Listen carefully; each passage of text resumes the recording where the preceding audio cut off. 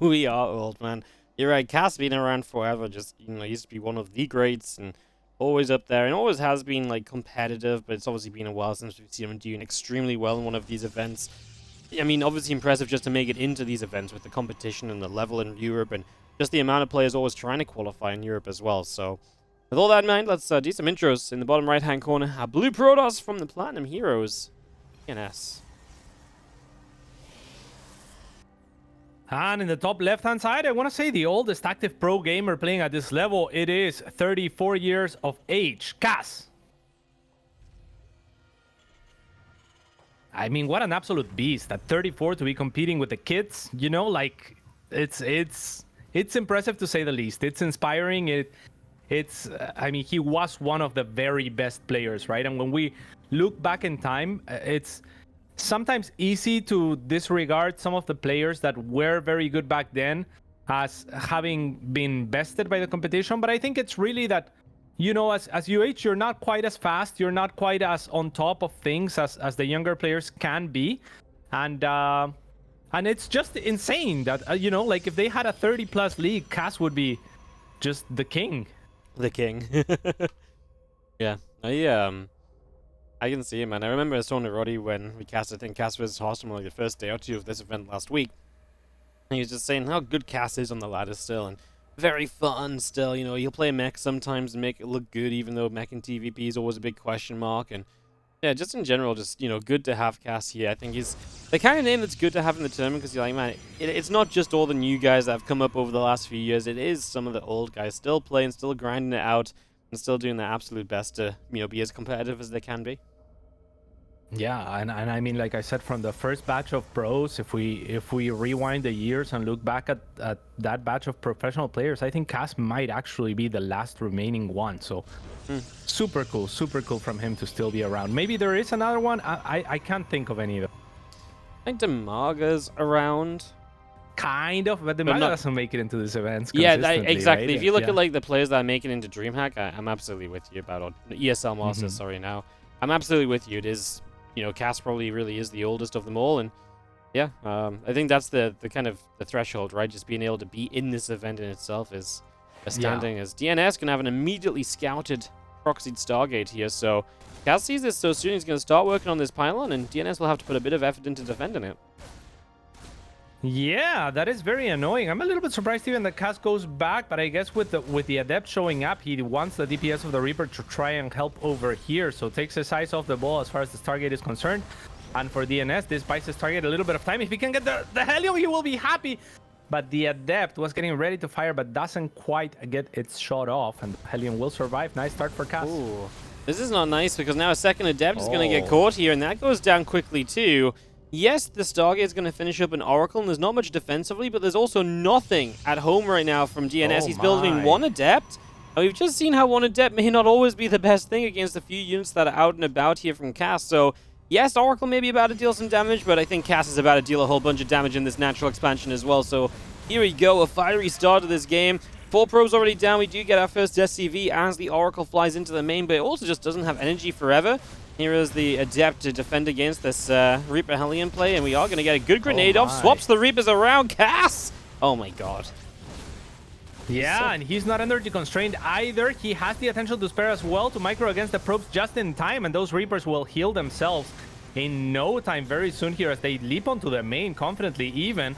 There is a shield battery here, so they won't be able to accomplish too much, and finally Warp Gate is done, which means a Stalker will finally look to put an end to this push from Cass. But 12 workers have gone down, and DnS is against the ropes. Yeah, 12 workers, a lot of lost mining time, a bunch of early game Adepts as well, and obviously you forced a super battery out at the tail end, so that's obviously just a little bit more expense, right? Some energy spent that would have maybe liked to have been used elsewhere, just not used at all. Just yet, at least. The Oracle does come back in for a couple more kills. There were 6 SCVs dead on Cass's side of the map. So it's not all kind of, you know, doom and gloom for DnS. He did get something done, but overall I definitely say I like it a lot more from Cass. I will say DnS's work count is not as bad as I thought it would be. He's about 4 ahead, actually, which isn't too far off where Protoss would want to be. So in that regard, maybe, you know, Cass slipping up on some SCV production behind all this, very possible, because there was a lot going on. Because I feel like this should be worse for DnS than it looks like right now. I am absolutely with you. Those are the numbers that I look at right after. And you know, sometimes what happens on screen isn't enough to tell the tale, because the players can be proficient in their own right, just on the working on the back end of things, right? Like behind the screens, like what we cannot see is just how good they are going to be at keeping things tight under pressure, as this Cyclone will get microed back and survive. The lock-on will continue on regardless, thanks to that beautiful scan. So it kind of pushes DnS forward and doesn't accomplish much. So Cass taking advantage after advantage. And if we were to believe just what we've seen on the screen, this game would be as good as over. But we old, so DnS is still in it. We old, yeah. I mean, DnS still just bleeding out units though, right? It's kind of wild how many units he has continually lost out on. Those couple Stalkers, the latest additions to that, and right now these two Cyclones are going to wander over, going to get a lock onto this Oracle. They saw the Stasis Sword, but Cass didn't notice it in time, so he does get himself stasis. As you can see, the Gateway finishing up next to the Stargate means that DnS would like to get some Stalker warp-ins on this side of the map and is looking to up the ante with a bit of blink play. Yeah, very, very nice. I can't believe that this pylon and this proxy has stayed alive, and a beautiful setup here for DnS to actually punish this as well, as he shuffles the Stalkers towards the tail ender to make sure that there is no possible route of escape for those Cyclones. They do end up going down. Supplies still even. Now DnS will even up the worker count yet again as he takes his third. And Cass, I mean, he has played a fantastic game again on the screen, but it's not fully reflected in the supply and in the game state. He does have advantages, though, I would argue. Yeah, no, I mean, I'm not saying it's terrible for Cass. I mean, he does have 3 racks up. Obviously, the third base of DnS wasn't exactly the quickest in all of this either, so equal workers, considering double mule, that part is good for Cass again. A lot of that really is down to the third being late for DnS, right? Because he could have maintained a lead as he tries to get that siege tank, and he will get that siege tank in the end on the front. So able to nab that and continue to pressure. I mean, right now Cass just doesn't have the, because the bunker died as well, he doesn't have the kind of the standing to really hold these Stalkers off. We nearly lose the Raven, not quite. And with 2 more tanks sieging, I think this should be the end of the Stalkers on the low ground. But it's now too much on the low ground because there could be a blink up into the main base as the next attack. Ooh, wait a minute. Oh, will go off, actually, doing a lot of splash damage and getting rid of one of those Stalkers outright. Nice revelation from the Oracle as well. Will keep taps on where the tank is, and that should, in theory, allow DnS to kite, especially not without any medevacs out on the map for Cass. But the next tank spawns just in time for Cass, and DnS is continuing to blink on top, continue to blink up the ramp, which I'm not sure is what he wants here. He needs to find a way out. Maybe blink back, kill a little bit, and then recall is now his best play. Yep, recall is a pretty good get out of there free card, so loses maybe one more Stalker, but that is going to go down. And he does get out otherwise, so yeah, I mean, I like it for DnS. Felt like he did a lot. There was definitely a moment where he revelated the tanks, so he knew exactly how much range they had, and then kind of wandered into that range anyway and lost the Stalker too. And I was like, oh man, like, you have like the entire main base to run around, and you could have got up north a lot sooner and done a lot more damage up there, and maybe even advanced onto the tech labs a little bit sooner as well, and maybe punished the Terran for not responding in the main base very quickly. So while it was still nice for DnS, I feel like some opportunities even missed. The Raven hung around on low HP for a long time. That never got fully punished either, and now Cass on the counterattack has some potential, man. Stim in combat done, +1 done. And DnS is working off pretty much still purely Stalkers, and a mistake being made, double Temple Archives being made.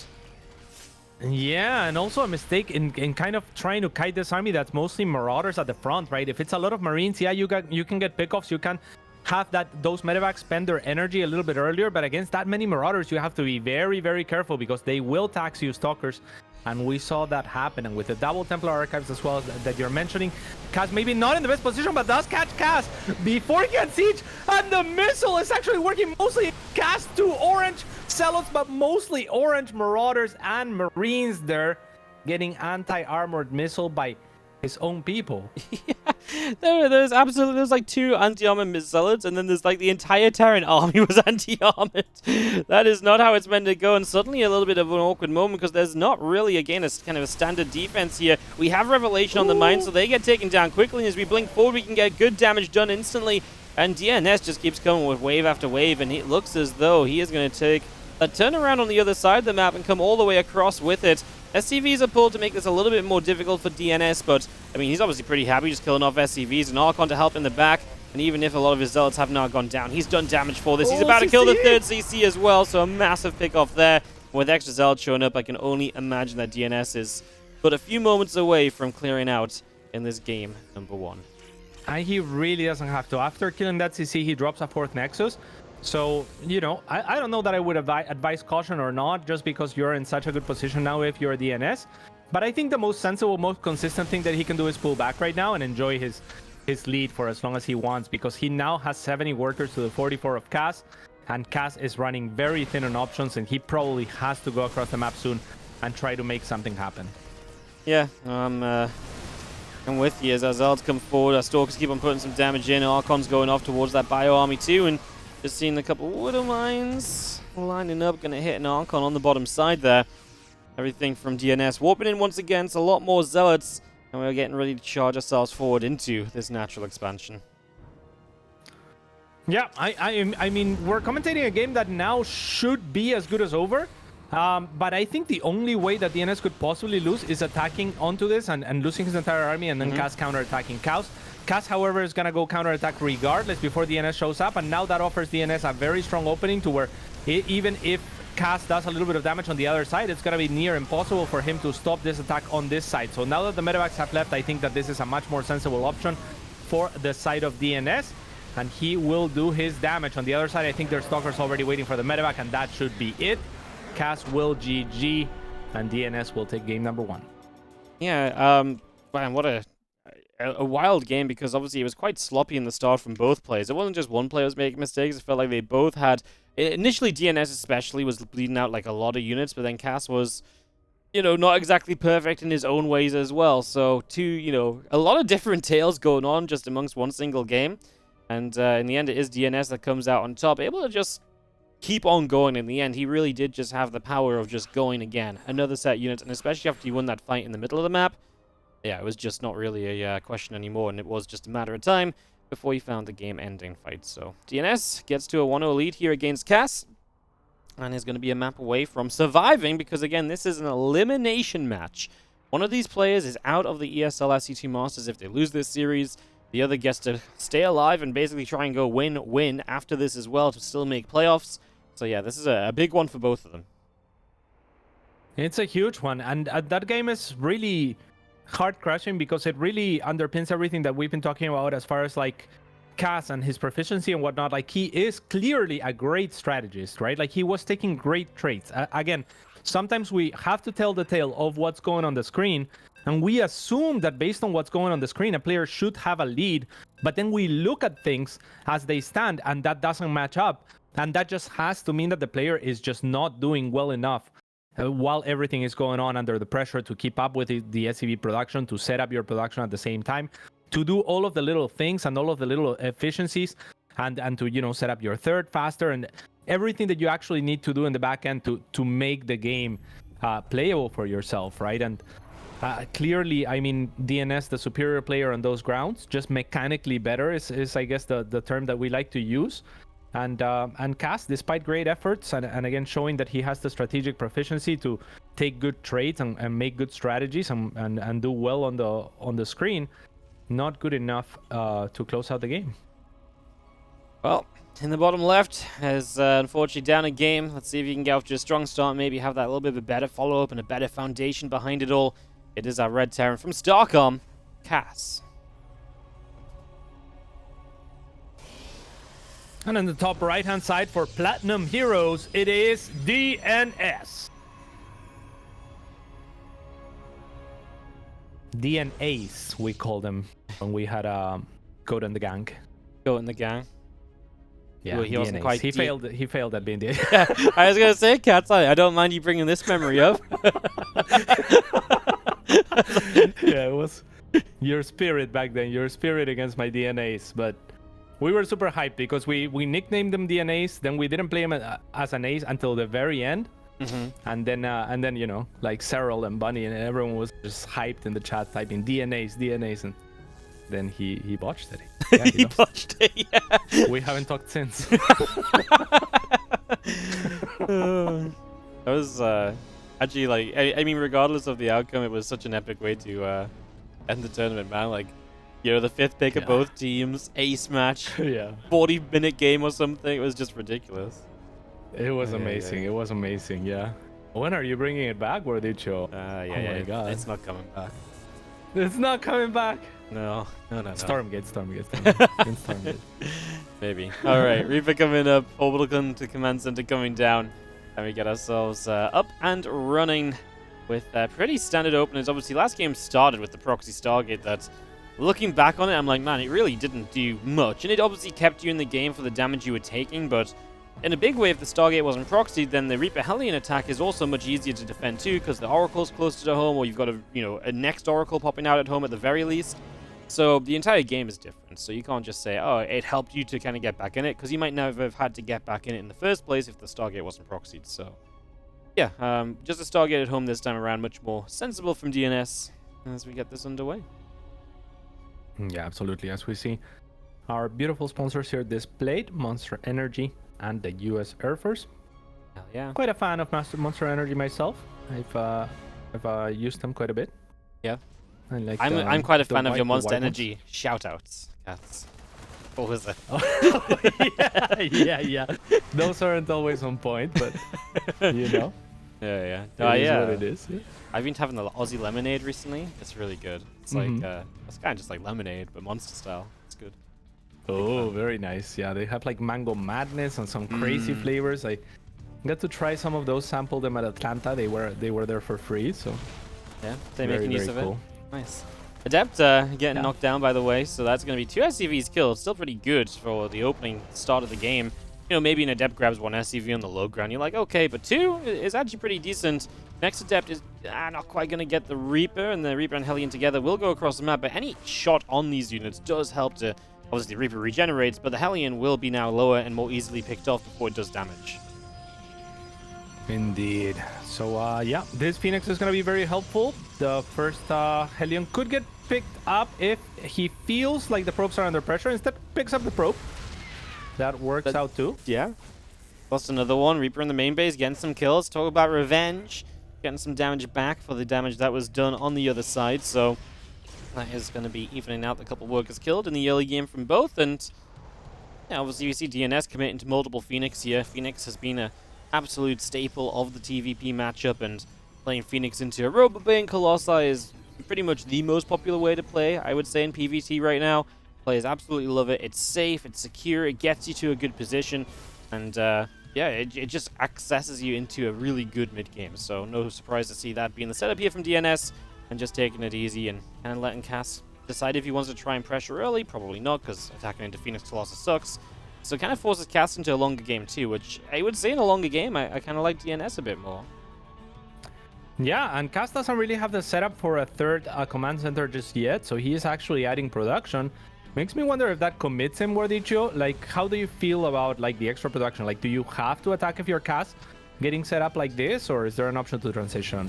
No, I don't think you have to. You just play 3 racks, take an expand. And as long as you don't like keeping on in the 3 racks, like there's obviously 3 racks and you just produce and you delay the 3rd CC. If he drops the 3rd CC in base now and then just sort of, continues along, kind of fine with it. He's going towards the money to kind of do that as well. Like, he's got the minerals. So yeah, I think just drop a 3rd CC now, and then you don't have to fight. You can take some map control and obviously just kind of take a presence, maybe poke a bit. And if the opportunity's there, then sure, go for it. But the whole point is generally that the opportunity should not be there. So unless you hit like when there's 1 Colossus, sometimes you can do something. But yeah, I'm honestly not really seeing it with like 3 Vikings. There's a lot of tech units early, and it's funny because these tech units don't really have a big role once you hit the mid-game, and it's kind of just delaying the starport, building medevacs and stuff, which maybe would have been a way to like knock down 1 Colossus at that sort of timing. Instead now, by the time we talk about that, 3 Vikings, don't get me wrong, are good in the future, just right now I don't see 3 Vikings making the difference in a big stim-in attack and trying to do something. Most definitely. They will take long enough that the Colossus would output its damage, and by the time there's 2 Colossus, if the Viking count doesn't grow, it doesn't feel good to just have the 3, right? Because yeah, they're just not gonna kill anything in time, it feels like. And DnS sees everything that is going on. 2 mines are burrowed right on the edge where the Phoenix potentially can't pick them off. There is a bunker in between, but I imagine DnS with this information could go for those 2 Widow mines. Will reveal the position of his observer if he does so, but it's 2 Widow mines. I'd go for him. Yeah, 2 mines is definitely not bad to pick up on, right? So I'd be kind of down for it. As our now we've got 4 mines.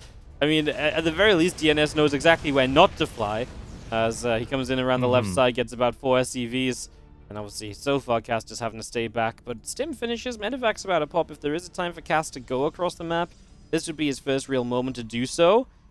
I just don't know what he would do across the map. I mean, maybe if he slipped the drops into the main base or something, that would be cool, and he loads up 4 Widow Mines, so that's definitely one approach you can take here. That's maybe my favorite one. Yeah, he picks up the Widow Mines and takes him to the back. Maybe he got spotted or something like that and is just looking to reposition for a backstab on the... Nope, now he just walks him to the front. So, yeah, that's gonna work out. I mean, DnS had so much information with that observer. We'll see the time of the move out as well right after the scan, and now with the Phoenixes hovering over here. And that charge almost done as well. So with this many Phoenix, one going down is actually kind of a big deal. But he can still pick up most of the Widow Mines if he wants to enable a charge load army to be effective. For the moment, there's only 4 of them, but soon to be a whole lot more with 4 more gateways coming online very soon. So this might be a decent timing for Cass too. Yeah, man, I'm kind of down for it. Let's see what he can do. Super Battery pops, that's a big part of it. Obviously, you do not want to let the Widow Mines do too much. Hallucinated Phoenix will soak up some of the Widow Mine shots. I would have liked him to at least try to push the Widow Mines like onto the Terran army, but he actually splashed down an active Widow Mine there as well, so that's also a nice pick. Yeah, that was 3 Widow Mines and the splash onto the last one, so Cass kind of runs out of steam before the attack even starts. I completely agree with you. If the Widow Mines just push on forward and you go for it, I think there was a very good shot.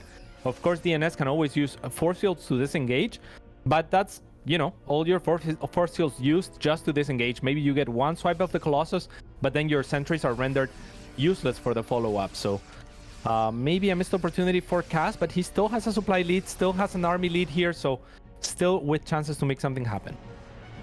Yes, absolutely right. He still has himself the position to kind of, you know, stay on the map. He is getting more Vikings up, which is a good secret to playing against Phoenix Colossus. Eventually, you do want a good amount of Vikings. I would like to see him step towards Ghost as well. He's got the Ghost Academy, just no Ghost just yet.